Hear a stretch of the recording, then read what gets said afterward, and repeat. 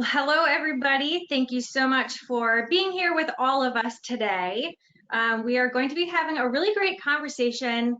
Hope everybody is comfortable around profits in your salon. So a really strategic business owner may profit around 10%, right? So it's about 10 cents to the bank for every dollar after all of your expenses and your commissions and everything are paid. So if you're looking to cut back on some of those expenses or to gain more profits in your business, you really want to look at some of your non-revenue generating expenses. And if you're using your technology effectively, it's going to not only pay for itself, but it's also going to help to generate revenue to your bottom line. So we have a great panel on today that I am super excited about, and I will introduce all of them. But all of these tech companies that you are going to be hearing from today were all created from a personal pain point that was in the salon. And then they built on it and they developed this product, and then they shared it out with other salon companies that were experiencing some of the same pain points that they were having in their businesses. And so they're all here to talk with us today about technology as a category in the beauty space. So we have, let's start right to my right is Brian, and Brian is not only a current salon owner, but he is the he is the founder and CEO of SnapSnip, which is virtual consultations in your business. We have David, and David is with Tippy, and David is the CEO and founder of Tippy. We have Alicia, and Alicia is a former salon owner, and she is the founder of SalonScale. And then we have Derek, former salon owner. Not former, right, Derek?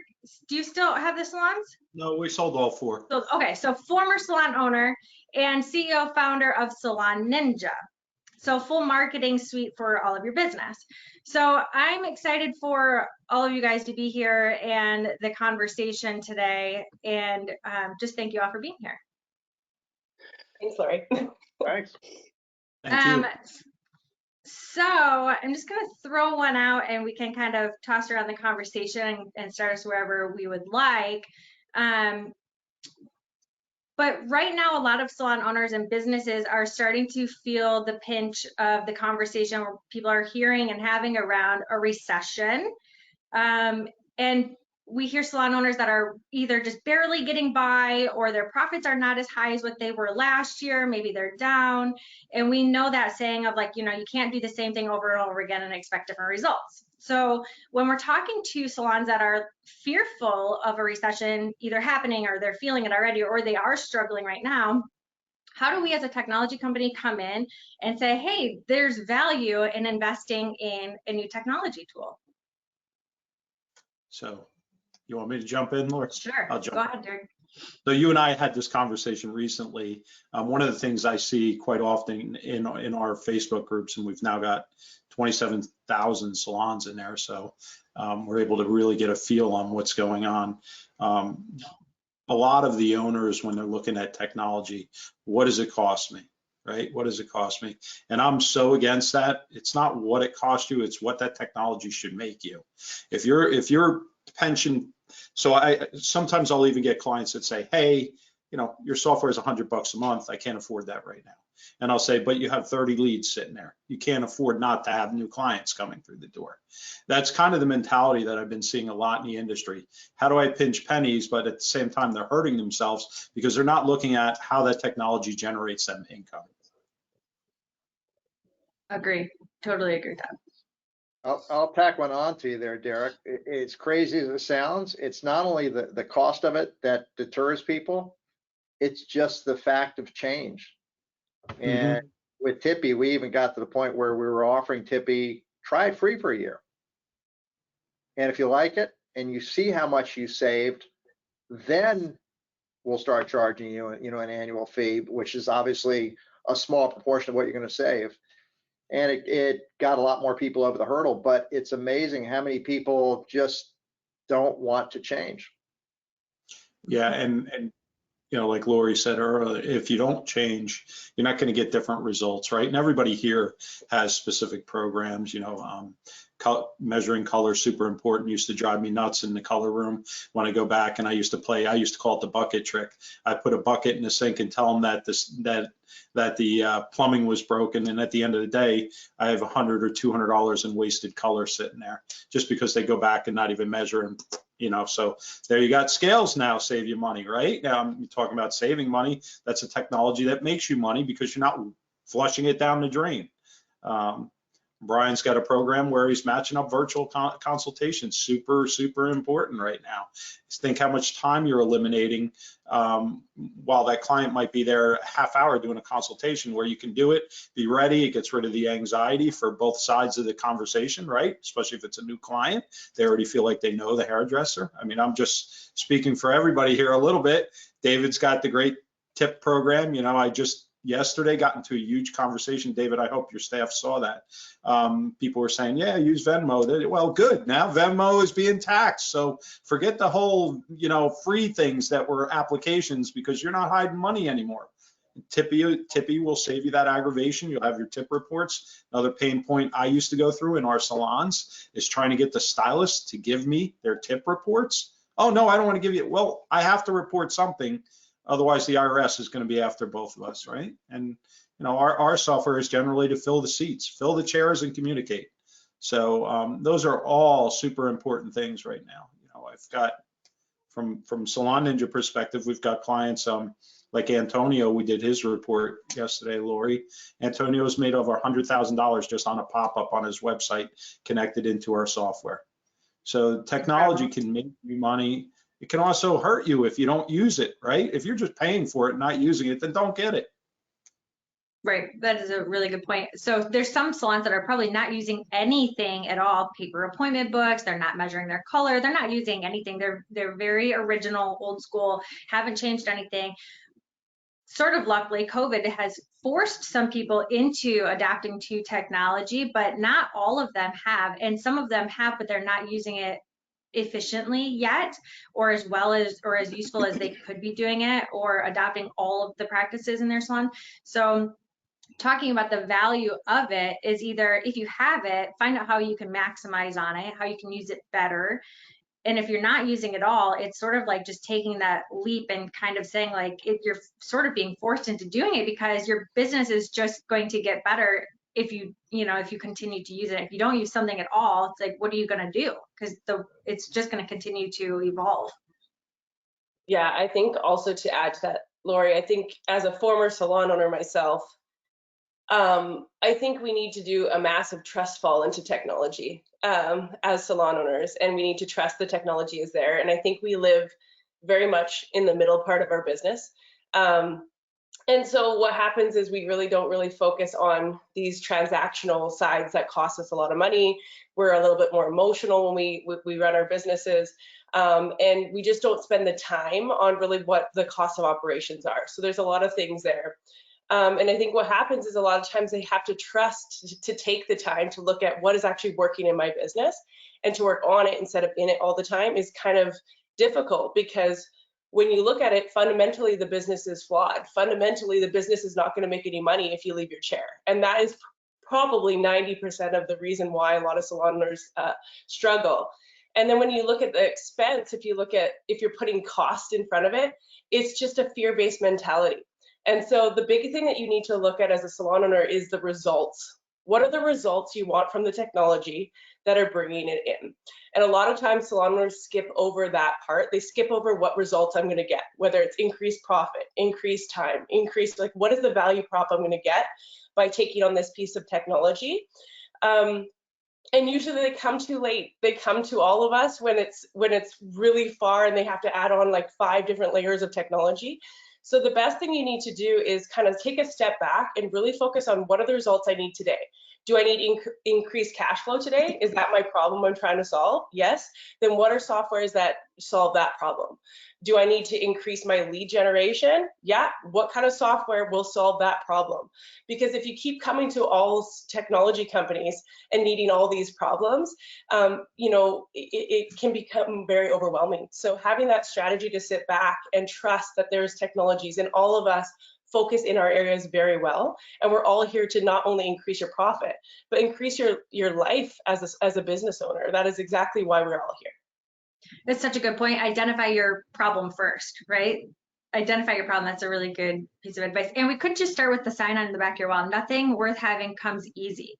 So it's not easy. Like, we don't ever tell people that, hey, when you cut, you know, salon software can be very easy, and Rosy is very easy to use and to manage, but it's a change and it's a transition. And when you introduce a new process or a new tool or new technology into your life or your business, you still have to do the work to actually get it to work properly for you. All right. So we talk about the value on time, right? So everybody values time a little bit differently. Like, what is your value of time for being here today or for listening to this conversation? But when we talk about time spent in the salon as a business owner or as the team that you're paying, how much time does it cost you to, if you have to send somebody to the bank because you ran out of cash in your cash drawer because you paid all your tips, right? And when they do, are they leaving an empty front desk to go to the bank? So now you have nobody there, or now your service providers are covering that space for you. How much time does it take you, or a receptionist or an associate or somebody that has to measure and weigh out the color, or to count the products in your back bar? Same thing for the extra time that it takes to do your consultations, right, Brian? Or to respond to your leads that you have generated that you're using. Like, all of those things take time to do those things. But is it worth, you know, is it worth the value that you're sending somebody? Like, do we think about it that way? Do we calculate it that way of like, oh, I just go to the bank because this is how I do it? But you're actually spending time. Your time is your money that you're actually calculating for all of these people to do different functions in the business. You know, Lori, that's a great point. If you look back 10 years, you didn't have to go to the bank to get cash for your tips, to pay out tips. And the reason you didn't is everybody was tipping in cash. The way customers want a tip now, the way they operate has changed. And salon owners need to pay attention to changes in their customers' activities. Obviously, if a customer started saying, you know what, I want to come in and I want to get a massage every time with my haircut, and all of a sudden all the customers started demanding that, you would be building out a massage facility adjacent to your salon. But people need to be sensitive to these changes, and there's a major paradigm shift, for example, in tipping, just to use that as an example, where people used to walk out every night, the stylists would walk out with $100 cash in their pocket. For that 10 years, everybody's tipping on credit card. You're no longer walking out with $100 in cash. So all of a sudden the salon owner's going, oh my God, I got to keep this the same. Retention's an issue. I'm going to the bank every day, getting that $1,000. And like you said, we're going to sit at 8 o'clock at night and dole out tips. Well, that's one way to do it. And another way to say is, okay, things have changed. Let's change the way I operate in my salon. What's the optimal way to tackle this problem now? Let's take away the anonymity, because there's anonymity in tipping now. You think about it, you're tipping somebody 50 feet away. If somebody said, okay, I'm going to go from giving somebody $20 in an apron to, okay, I'd like you to walk over there 50 feet away from the stylist and give the tip on a piece of paper about this big, and hand that piece of paper over to a receptionist. Nobody's ever going to know what you tipped. And the stylist's not going to get it for 2 weeks. So that's a lot of change, and you've got to react to it. But it's listening and watching to these changes. And it used to be you were just responding to small changes within the salon, but now with changes in payments, with changes in products, all these different activities, you've got to actually start paying attention to the bigger picture and evolving with those changes, or you're left behind, and what they call kind of getting buggy whipped. A lot of new behaviors. A lot of new behaviors, and you've got to have your eye out for those behaviors. Getting along the lines of what you had said earlier, how much is time worth? Some of the trends we're seeing right now, a lot of people are going deskless, not peopleless, right? I mean, that's a big trend. Our system, we're able to automate that for people. So you can eliminate your front desk. I didn't say eliminate the people. You may want to, that's up to you. But ultimately what it comes down to is using them more effectively, right?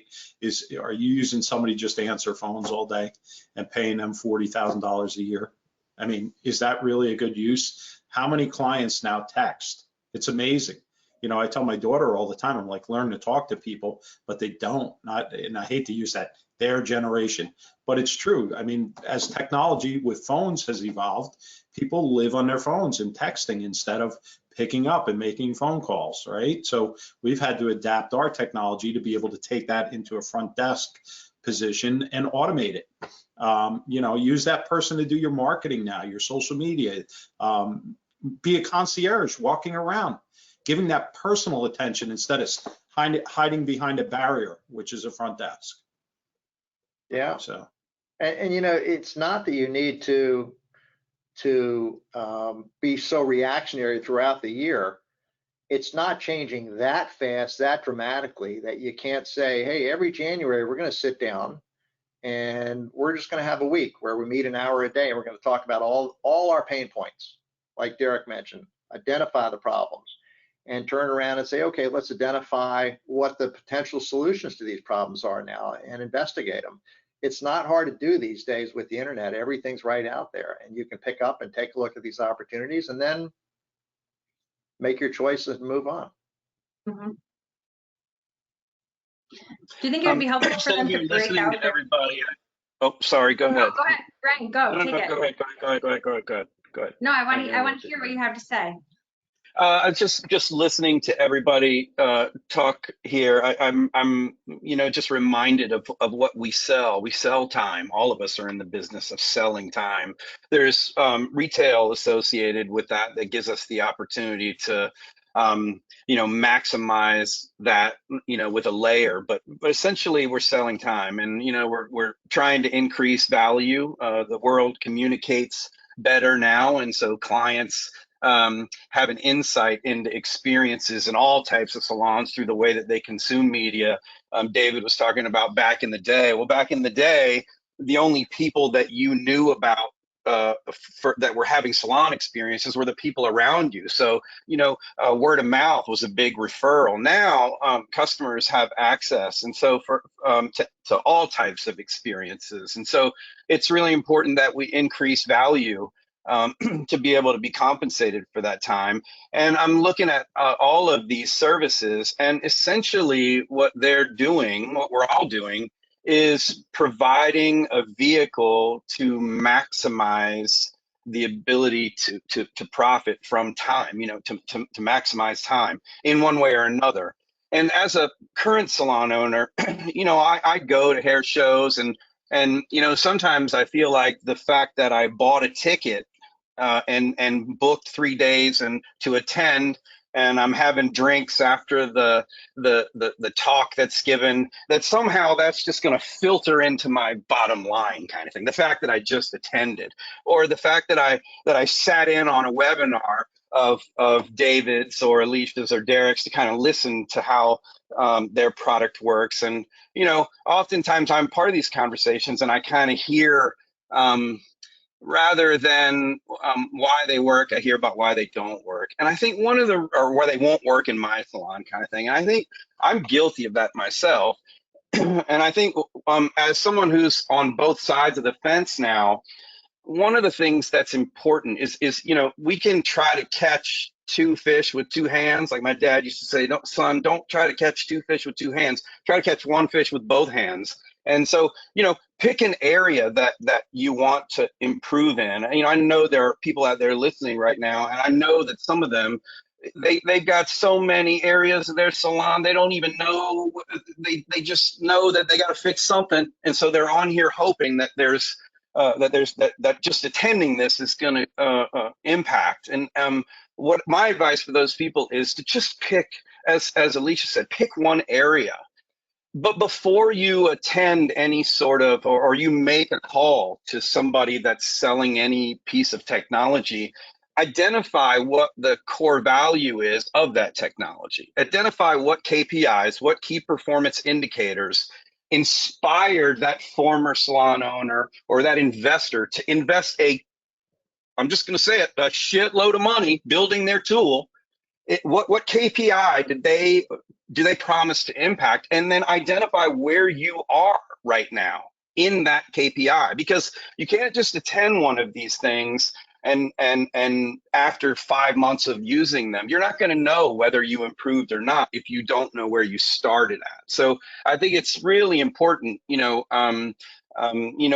our tool, the virtual consultation, essentially, we remove in-salon consultations, and we help the average ticket price increase, and we help with retention. And so those are the three main areas. Well, identify where you are, so that when we get on the phone and we talk, we could just say, look, here's what our performance has been. Here's our goal. I'm going to share with you best practices of how to implement this tool. And remember, David said you got to use it. Alicia said you got to use it. Derek said you got to use it. You do have to use it. The technology is only as good as the support and the person using it. And so if you use it and implement it, and you implement best practices, then you have everything you need to actually identify whether it was worth it or not. You have where you were and where you are. And if it doesn't work, move on. You know what I mean? But don't talk yourself out of it ahead of time just because you know. And the truth is, you don't know. You just don't want to implement. You don't want you don't want another thing to manage. And I know this because I'm part of hundreds of sales calls, and ultimately that's the blocker. Don't get in your own way by not identifying specifically where you are in the KPIs that you want to impact. I love that. Alicia, you guys had something on your social media the other day about undercharging by $10 per color can lead to a loss of $37,000 a year. That's one of those problems, like identifying a problem. That is a huge problem. Oh, absolutely. I think, when it comes to product usage, it's the last missing puzzle piece in your profit equation that you're missing out on. If you were in any other sector, any other people of trade, they already are separating their parts and labor, so that it definitely doesn't come into affect the profitability of that business. And I have no idea how it's taken till 2023 for us to understand this, how we're getting into another generation where things need to change, and they need to change now, because we cannot emotionally charge anymore. The products are cost.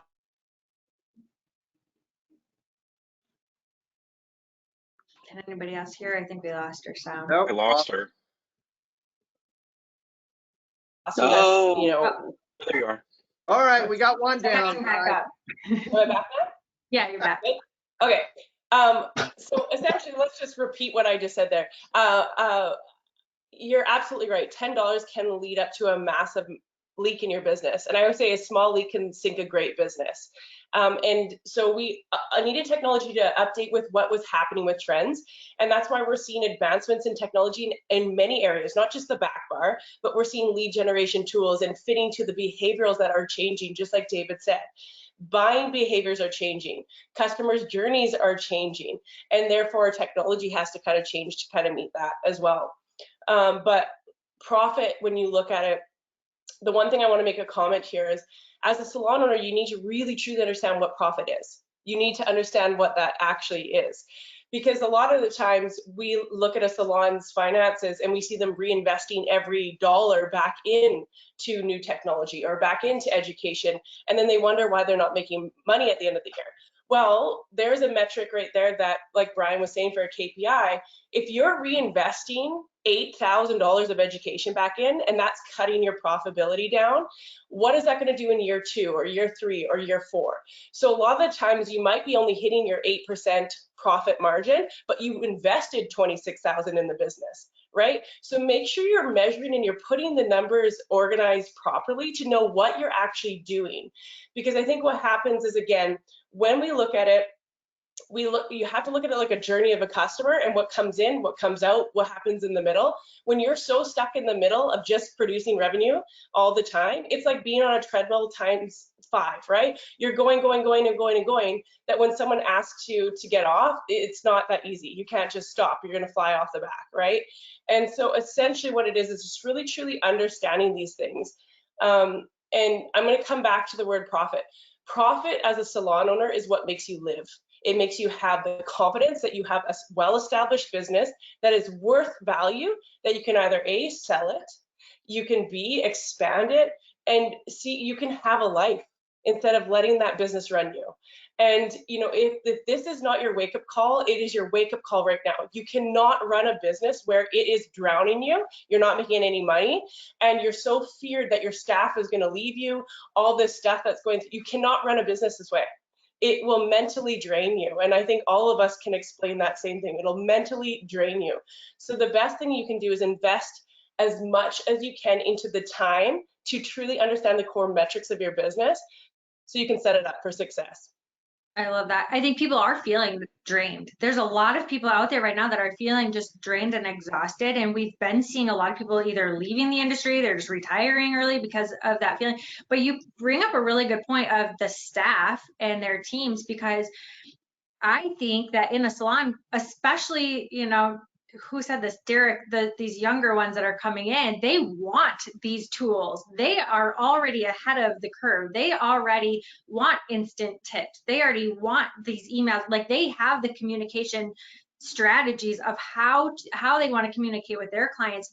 And you're right, it is not picking up the phone and calling somebody, because they do not want to have to do that in any way. But I think that having a lot of these tools in place in your business is a great retention strategy for your own team, because they want to know that you're supporting them and that their business and the company that they work for supports their clients and their growth and their longevity of being a financially stable service provider in that salon. And I think that's a huge point that you bring up.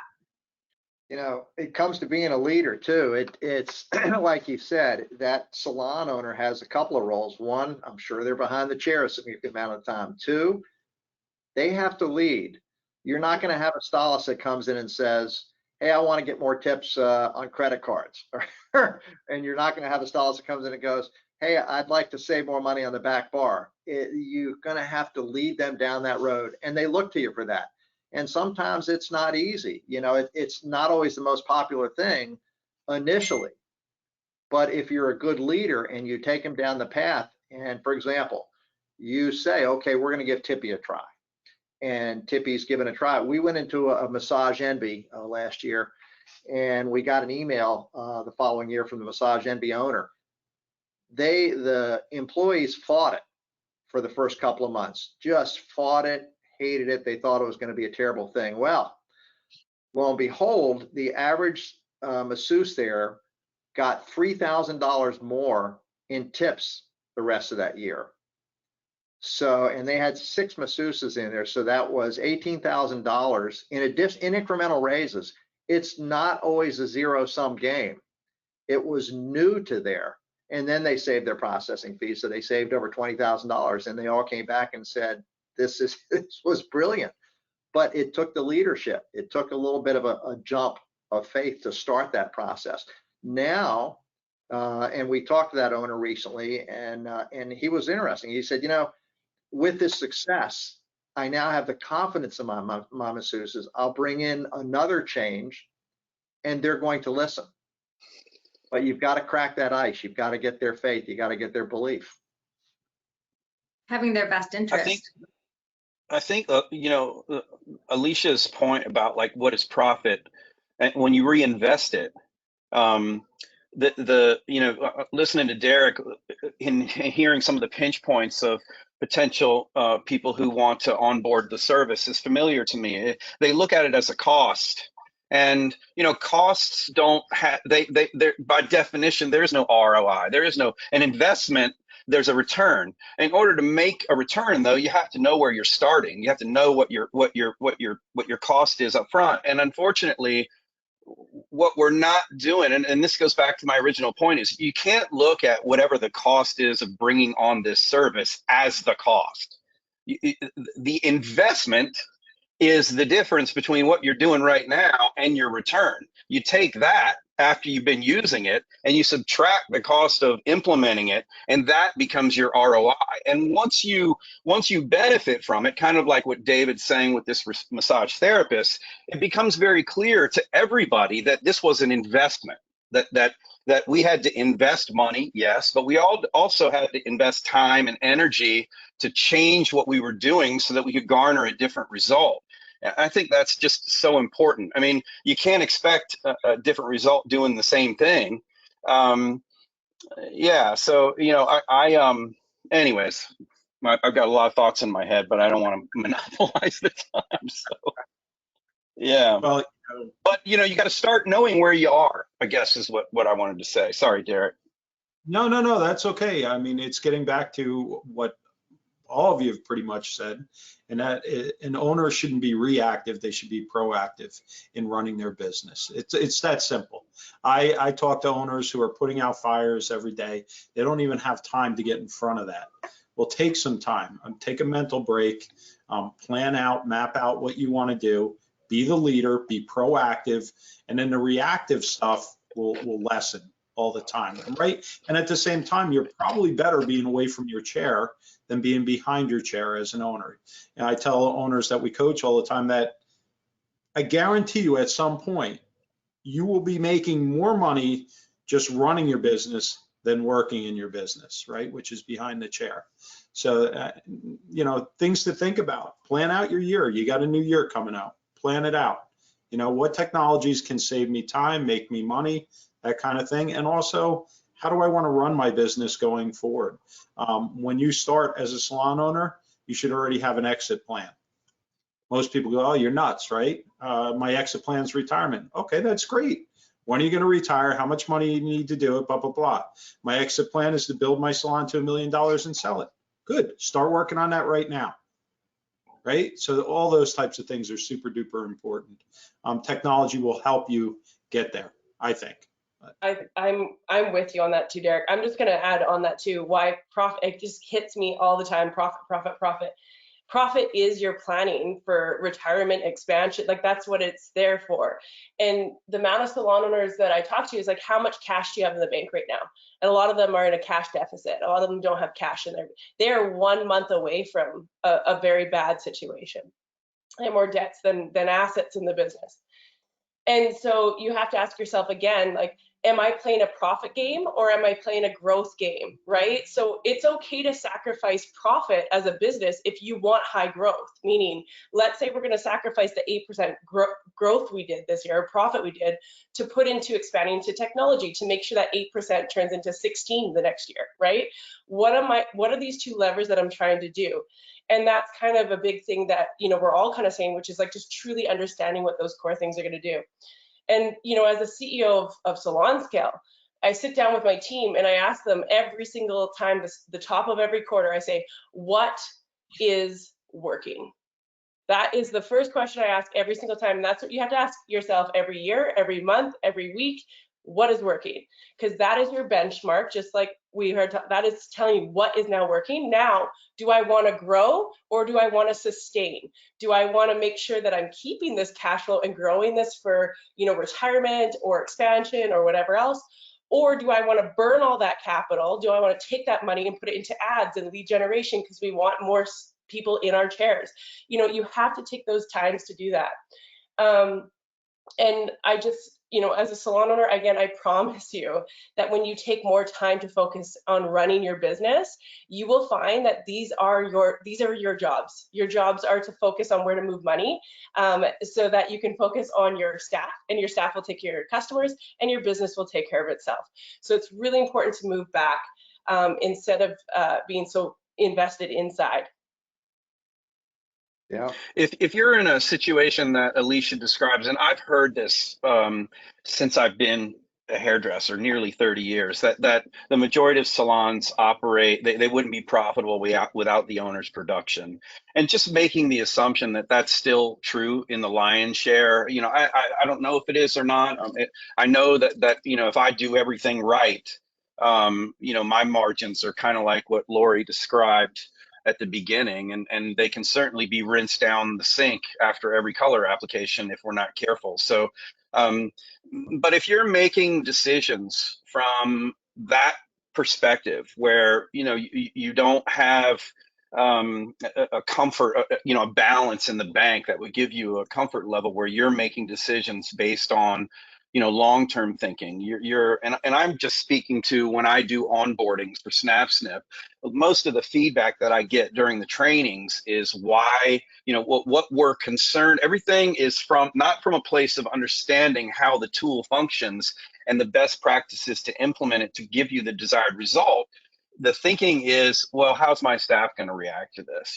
Sally, I know her, and that part of your software, she's going to X, Y, and Z. And we got to change our thinking there. And I can't pretend to just get up here and say, well, you got to step out from behind your chair and you got to, not work on your business and you got to work in it. I know those things are true, but I know they can seem like Mount Everest when you're in the situation. So again, you eat an elephant one bite at a time. I mean, if you want to begin to implement technology in your business, you really want to take a step toward potentially getting away from the chair. You want to begin to make decisions based on what you feel is best for the business and not based on how your lead producer is going to react and how that's going to infiltrate through your culture.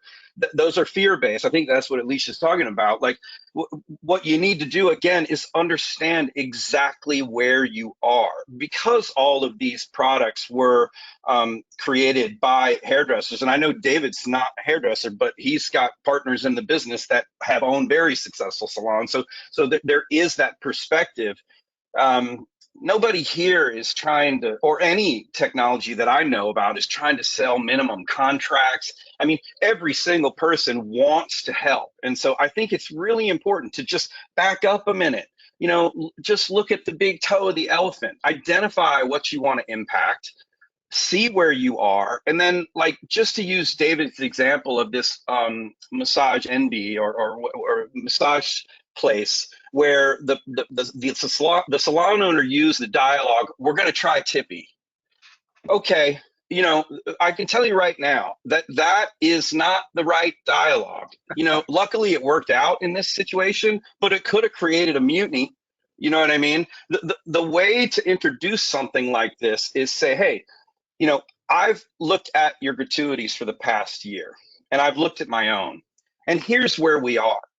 Here's what we're giving away in merchant service fees for gratuities. And I can tell you with Blow in 2016, we paid $62,000 in merchant service fees. Now, if salons are making 20% profit, if hairdressers are making 20%, just the 2% that I pay to merchant services to cover the tips would pay for 50% of their health care. If I can educate my staff on why we're going to try it, where we are, and I need your buy-in for 6 months. Here's what my goal is, and we're going to monitor it. After 6 months, I'll tell you where we are. And if you're not happy with where we are, we'll move in a different direction, or we'll agree to try it for 6 more months. But that's the way that you start exhibiting behaviors that will ultimately lead you towards what Alicia's talking about, getting out from behind the chair. Don't get overwhelmed by trying to get out behind the chair now. Just start eating that elephant one bite at a time. But don't bring in something like SnapSnip and tell your staff, we're going to bring in SnapSnip. Talk about the amount of time that you're wasting giving free consultations. Talk about the amount of time that you're wasting with receptionists booking color services for clients that they never seen in an industry that they're not licensed to perform services on. Talk about how redos are done because clients they say they want to be booked with the best person that does blonde, but they end up making their decision based on availability. So they end up in a new stylist chair. And now you've got a redo where you've got to worry about compensation. measure those things so that you can set a goal to impact, get buy-in from your staff, create a deadline of 4 to 6 or 8 months, whatever you want to do. And after that point, share that information with autonomy. And I'm telling you, if you do that, your team you won't have to do shit. Your team will make the right decision because they'll have buy-in. Thanks, Brian. It's true. It's very true. I think that people, hopefully salon owners, managers even, are listening or can hear, this message and not feel intimidated or scared or like, oh my gosh, like drowning in their business, but encouraged, because each of you and I, we talk to, and they create communities and salons in their areas and through events and things too. So they talk to other salon owners, but we talk to salon owners every single day.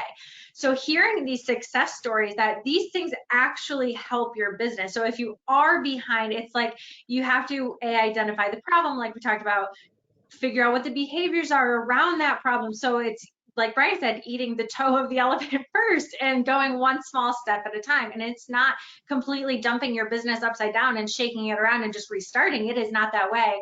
And so, just to bring this back, the objective of this call in this webinar today for everybody was to show people that if you are one of those people that even maybe you are a very successful business right now and you want to create more success, or you want to expand, or you want to build out a second location, or you just are looking for, something new or something different, hopefully something from this conversation will help. Or if you are somebody that is, falling behind and like eagerly looking to get above water, it's identifying and doing these small steps at a little bit of a time, and seeking out some help from maybe one or everybody on this call of how to get started, or just sharing your business. But getting the buy-in from your team is huge, and the behaviors and the whys behind that, because without your team buy-in, it like you said, is probably not going to go super well in most cases. But sharing all of those things for sure. We used to do a speech where we talked about, the whole theme of the speech was, you're in the salon business. I don't mean to scare you, but you're now in the technology business. And we backed off on those terms a little bit. We're saying the same thing now, but we changed the word technology to solutions business. A lot of people were getting scared by the word technology. And honestly, we are in the technology business. We're all in. Everything we do as human beings right now is wrapped with some sort of technology. So maybe you use the term solutions instead of technology, but everybody's got to recognize what was going on in a salon 20 years ago, 10 years ago, and even 5 years ago, from a customer's way of how they do business, to the products, to more front desks, all these different things, all these major changes. A salon of 20 years ago is not the salon of today.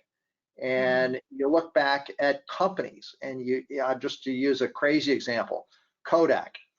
It was only 13, 14, 15 years ago that the iPhone came out. And I remember people talking about, oh my God, we're going to have a camera now. Camera's going to take over. It's like, and I used to be a photographer. There's no way somebody's going to use their iPhone for pictures. This SLR I have over here is always going to take much better pictures. That's the craziest thing I've ever heard. Well, here we are. We're 15 years later.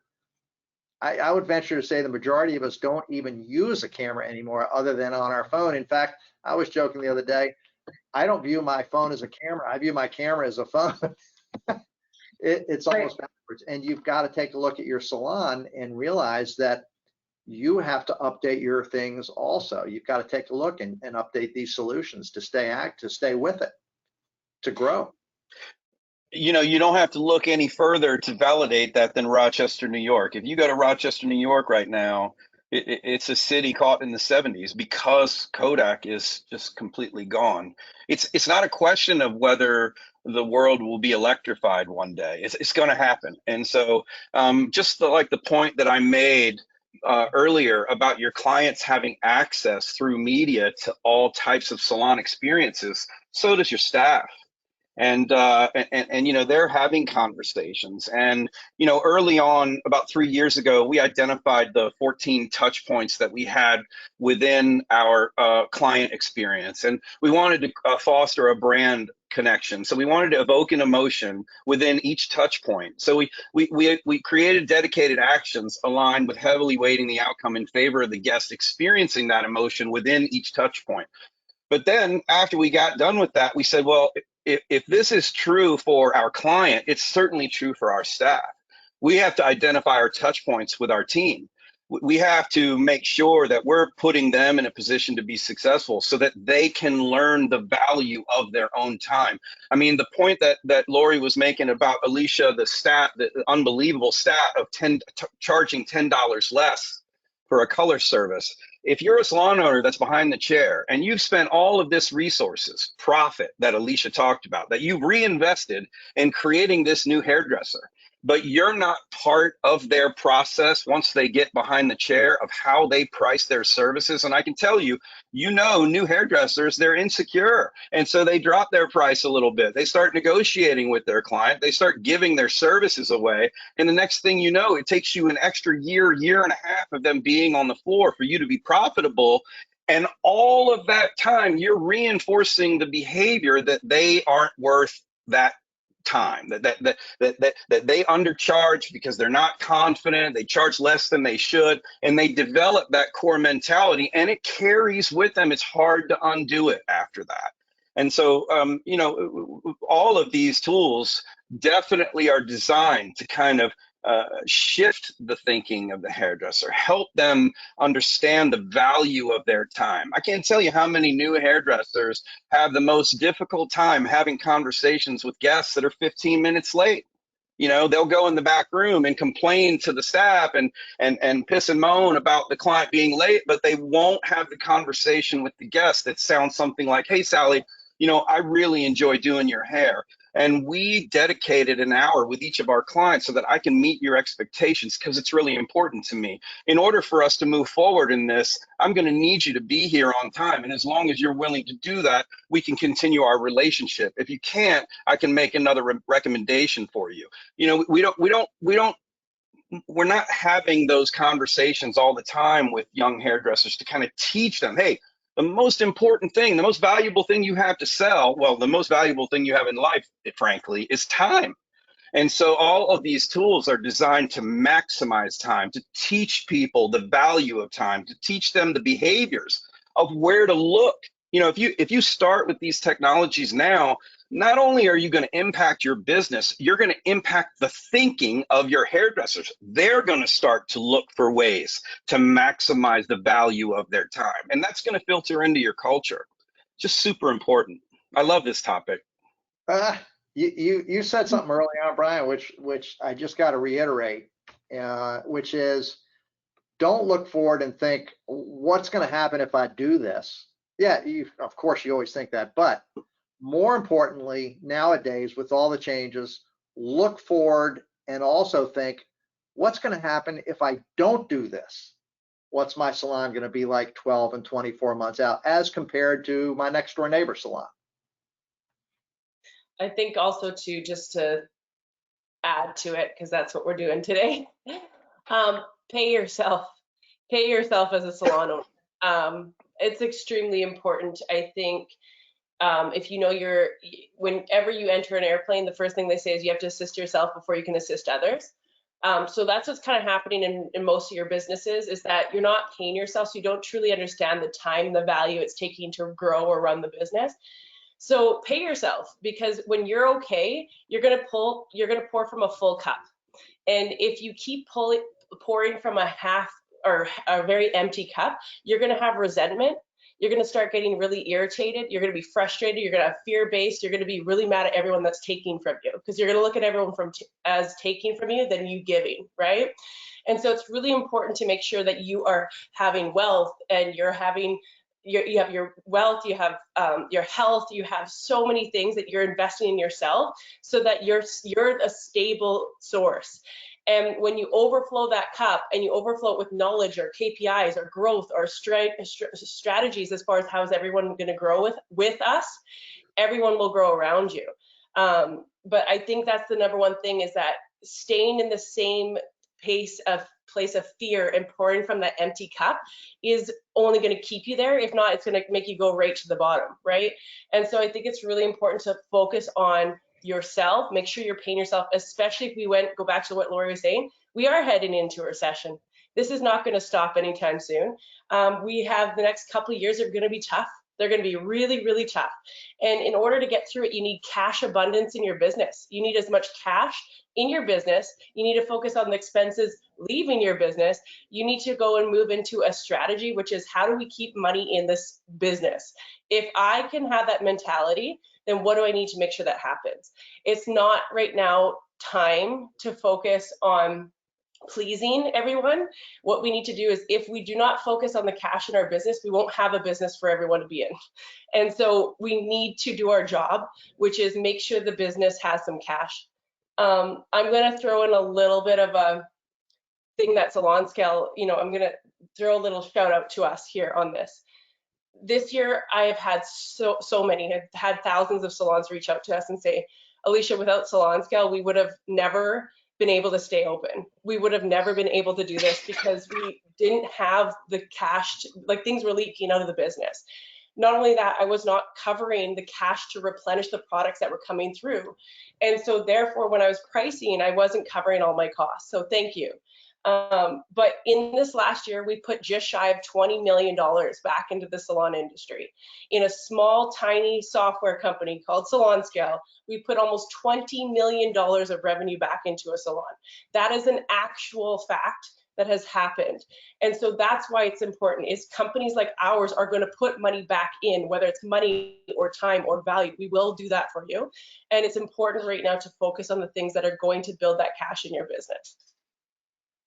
Well said. There's one other thing too that is we hear a lot in our industry is, I'm not a salesperson, right? So they say, like, I'm a stylist, I'm not a salesperson. I'm a salon owner, I'm not a salesperson. And I think that's a mentality shift that needs to happen with everybody also, because you are a salesperson. If you own a salon, it's one thing to be a salon owner because I, love raising stylists and helping them, or I love being a hairstylist because I love to make people look great and feel great.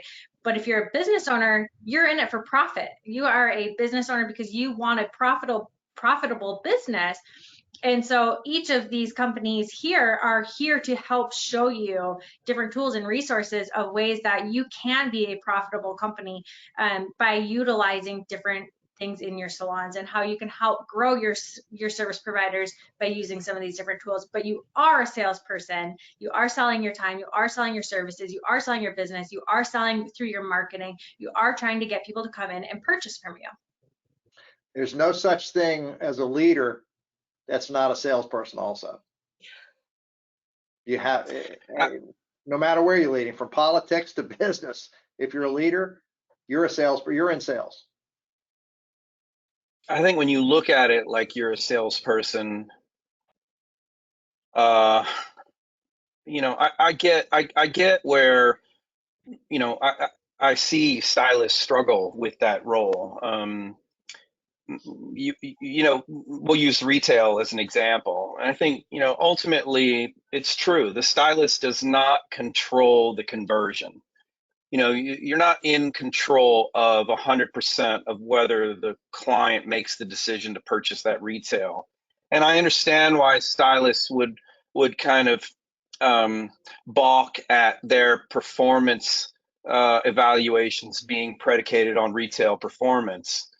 However, you are in control of the ask, and you are in control of identifying the dialogue that you can organically implement to identify an issue, that the problem that the guest is having, and then offering a solution for that issue. You are in control of that. No, you're not in control of whether they make the decision to purchase it, but both are selling. One is identifying the problem through asking questions and then offering a solution. The other is, you need this because I need it to get promoted, kind of thing. And clients see that a million miles away. I think as an owner, the same thing holds true. Your responsibility is not to respond to the fears and insecurities of your team. like David said, you didn't know you needed a phone in your or you didn't know you needed a camera and your music library in your phone until Steve Jobs told you. If he would have asked you, we probably all would still be having a cord hung to our ear right now, walking around with SLRs. And so from a leadership perspective, you got to have that vision. You got to identify what you're trying to impact, know where you are in it, and then be able to monitor your success along the way to know whether this has been worth the investment, not the cost.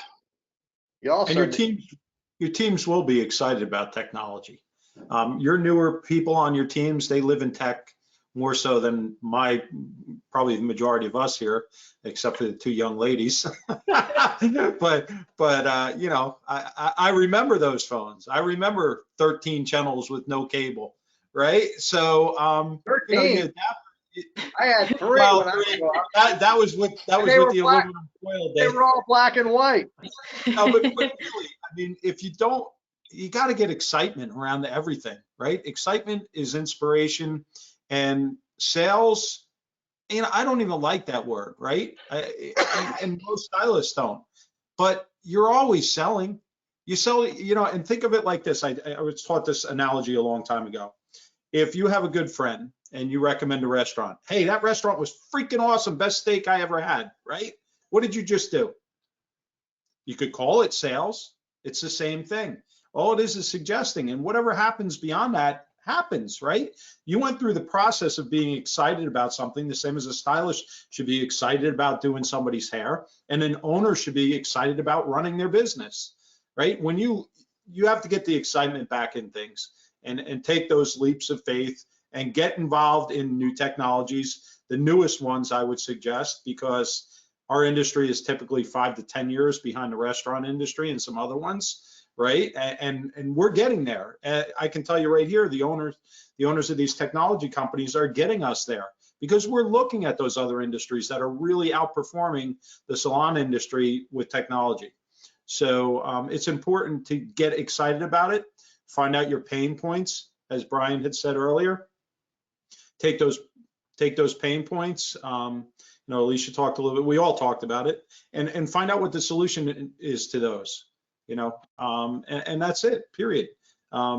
We've, as owners, and, you know, David had said something earlier that resonated to us. We used to say, hey, here's our technology for free. And, you know, some people were like, oh, well, then it has no value, right? So now we have a cost, but we also have a guarantee that says if our technology does not pay for itself, it's free. So everybody here from this tech standpoint is trying to make your life easier, trying to make you a successful salon owner. A lot of the bigger product companies have drifted away from that, right? All they care about is selling their product, whether it's box retail, whatever it is. I can tell you this group of people here are so involved in making your salon successful that you have to have that same excitement that we do. I know when I walk into work and I talk to my team, it's an exciting thing. What can we solve for an owner that will make their life easier and more profitable? We got to throw in a word for Rosy too, and Lori, because Absolutely. 20 years ago, POSs weren't in this business. You want to be with a POS that's a ringleader, that embraces change, that embraces new technologies. Don't consider them challenges to their business, but instead consider them benefits to their customers. Rosy does a great job of that. Just wanted to throw that in there. Thanks, David. Yeah, I remember starting in a salon, and when I did start 18 years ago, it was on a paper appointment book. We didn't have a point of sale even to use yet at that point. And when I did make that change, I was like, whoa, this is so cool, because it just did so much, you know. And so I think for all of our companies, the value that it brings and the ease that it brings, and, you know, how it contributes to the growth and profits of the salon is huge. So while we wrap up, can we each go through, or can each of you, maybe we can start with Brian again and kind of circle our way around, but share a website or a way that a salon owner, manager, customer, somebody can get a hold of you or see the service that you offer? And do you have any final advice for anybody listening today? So Brian, do you want to start? Okay, SnapSnip app, SNAP, SNIP, app.com, or you can just contact me directly, Brian with a Y, at snapsnipapp.com. Regarding the tool that I developed, the pain point, the reason why I developed it is because I was behind the chair and I was getting involved in client experiences in a reactive state. So if you go through your calendar and count how many 15-minute free consultations you've had in the past year, count how many negative reviews you've had online that can be attributed to a new client, a new color client getting in with a hairdresser whose competency wasn't quite at the level required to meet the guest's objective. Think about how many times you've had to deal with compensation in that time. Think about how many clients you've had that have come in that looked at your website and saw that partial highlight starts at 75 or that little plus sign on your menu, and then they come in and there's a toner added. The hairdresser drops their ticket at the front desk, and because the toner was added, their ticket is $105. They love their hair, but you still get a bad review because they paid 50% more than they thought they should have. Think about how many of your experienced hairdressers have a new client booked for 2 hours, a color service on their book that they don't recognize. And oftentimes the dialogue in that appointment says, well, unfortunately, we don't have enough time to do what you want, but we can do this today and we can work on it next time. And then the trust is compromised in that relationship. Each one of those things, it has an ability to be measured. And then if you want to impact those things, SnapSnip, without question, can help you. So I'd love the opportunity to speak with you. And then as far as like overall advice, don't be afraid. Just start somewhere. Do something different. I have a buddy of mine who's we go out and play golf all the time, and we were out one day with his dad. His dad just sold he sold his gas stations to Valero for $185 million. Self-made man. And he doesn't speak very much, but Todd went up to tee off the first tee and he hit his drive and it went off to the right. And for the next 3 holes, when he hit his drive, he sliced it off to the right. And Wendell, his father, man, a few words, he looked at him and just said, well, do something different. So do something different. Thanks, Brian. David? Simple, www.meettippy.com. Our number's 855-831-2525. And the theme is, if you're interested, it's free for 12 months. And during those 12 months, your tips for your stylists are going to go up over 22%. We know that because we're in all 50 states doing it right now. So we've got some pretty good stats for that. They're going to get their tips instantly. You're going to get for free a brand new kiosk through Rosy that is a forward-facing customer kiosk for the whole transaction. All you have to do, and you're going to get your tips instantly to your stylists. You don't have to worry about working capital, float accounts, or anything. We'll take care of all that. Our goal was we were built by salon owners, so we took all the friction and all the pain points away to get people started. It's very quick. Just call Lori, call somebody at the Rosy team and say, I want this new Rosy feature, or give us a call and we'll connect with Rosy and make it happen for you. But it can happen overnight. Thanks, David. Alicia? Yeah, you can head to our website at SalonScale.com. Also, any of our handles at SalonScale, you can find us there as well. Honestly, I think we have covered a lot of ground. I guess my only advice is to just make sure you rest when you need to rest. And as business owners, it's really important to not put yourself into that last hour all the time. So if there's any advice, I'd say take some time this holiday season to make sure you rest so you can start next year fresh and focus on really where you want to go. Thanks, Alicia. Derek? Yeah, so salonninja.com, pretty simple. You can also contact the Rosy team. We do have a direct integration with Rosy, which means that both our systems communicate on a regular basis on all the new leads that are coming in from our system and puts them in Rosy. We also track return on investment. As far as I know, we're the only platform that can actually show you what we made you in ROI, down to the pennies because of our integration with Rosy. Basically, our platform was developed for two reasons. A, communication with your existing clients. We have every communication platform built in one spot, which means your text messaging, your emails, your Facebook messages, your Instagram messages, your Google messages, your phone calls. They literally all come into our system in one spot, and you can respond to them from that spot. The other thing is putting butts in the chairs. We effectively put more new clients in than any other platform out there. It's as simple as that. And it's just because we've got 20 different marketing tools built in. So you don't have to learn 20 pieces of software. It's all in our system. Our team gives you concierge support, which means setting it up for you. All you have to do is give them your ideas and we'll run with it. For instance, like our friend Krista, who wanted deskless systems and her 4 locations, or three locations, I think, 3 or 4. And we turned it around and made our system, gave it the ability to do that. So our system is very open. Also, if you come up with an idea, we can pretty much build it in our system very quickly. And that's about it. As far as advice from owning 4 salons, I would say, the couple things I talked about. Number 1, developing your exit plan day 1. And I don't mean you have to leave the next day, but start building towards that exit plan. Be excited about what you do. If you're not excited about your business, get rid of your business, sell it. To me, owning a business is the most exciting thing in the world, just because I have to have something to do 24/7. If my mind shuts off, I just go nuts with boredom. So, and surround yourself with peers and technology companies that are going to help you grow.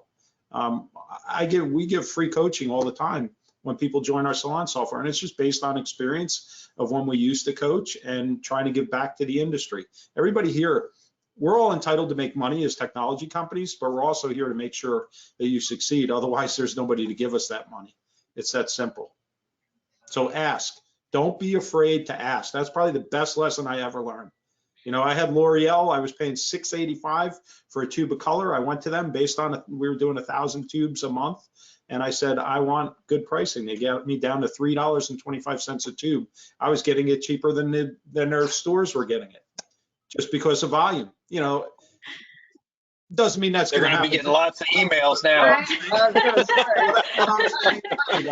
If you don't ask in this industry, you are not going to get anything different. You're probably on the hamster wheel of following what the previous owner of your place did or a place you worked. You got on that hamster wheel thinking it was the right way, and I can almost guarantee it was the wrong way. The right way is to reach out to people who are going to make you succeed. Love that. Thanks, Derek. And for all of those people that are calling Rosy looking for integrated digital forms, because we get that call every day, or two-way communication texting, is through our relationship and partnership with Salon Ninja. So I'm just going to put that out there. That is how we power those 2 features. And speaking of asking, Rosy, with our Rosy Pay, we get that question all the time, is just ask, can you reduce my merchant fees? Brian, you mentioned that earlier, right? So people say, how can I reduce that through Rosy Pay? That is how we do that. And so with Rosy, you can go to our website and go to our Friends of Rosy section and find every single one of these companies listed on our Friends of Rosy page with the link to their website. So if you did not catch it when they said it, you can go to our website and get it right off of that page as well. I am a Rosy Pay customer. I just want to say this because this is true. And it's the lowest fee I paid in being in business for 18 years. So thank you for that. Thank you. Thank you for your business. All right. Thank you guys all for being on here with us today. We do have Elisa is in our background as our Oz back there, so we can see if Elisa, are there any questions for anybody on the panel today? Excuse me, you guys answered most of them when you did the roundtable, because we did have a lot of questions about functionality of the tools that everyone on the call represents. Oh, excuse me. There is one specific to SalonScale. Is this effective for a owner stylist in a salon suite with no employees? So an independent stylist, suite owner? Yeah. Yep. Yes. We work with all types of businesses. So solo salons, teams, franchises, we work with you all. Great, thank you. And because you did that roundtable, Lori, you answered all of the other questions. Awesome. Great. All right. Well, Alicia, Derek, Brian, and David, thank you so much for being on here today. I appreciate everything, and I hope that we have inspired and motivated all of the salon owners listening. Thanks, Lori. Thanks for having me. Pleasure meeting everybody. Lori, I need to follow up with you if you can call me. Definitely. Thank you. Bye, Bye, guys. guys. Thanks so much. Hey, guys. Happy holidays. Happy holidays. Happy holidays.